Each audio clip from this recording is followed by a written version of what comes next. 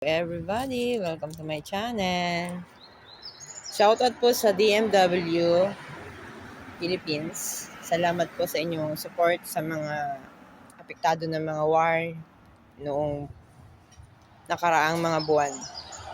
At bumisita sa amin si Sir Mon and Sir Don at ako po nagpapasalamat sa kanila at saka dun sa mga kasamahan kong naging aktibo para dun sa support na ibinibigay nila sa mga naapektuhan ng digmaan dito sa Israel.